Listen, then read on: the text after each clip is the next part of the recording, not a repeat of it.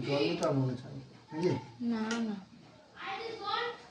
ঠিক আছে ফ্যানটা ধরিয়ে তারপরে মামাকে ঠ্যাঙ্গুলো ফ্যানটার মধ্যে দিয়ে দেবো লোকে দেখলে খারাপ বলবে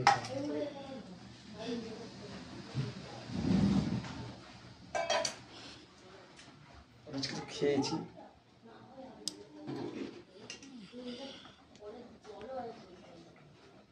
ভাত হয়েছে নাকি দেখ ভালো করে হয়েছে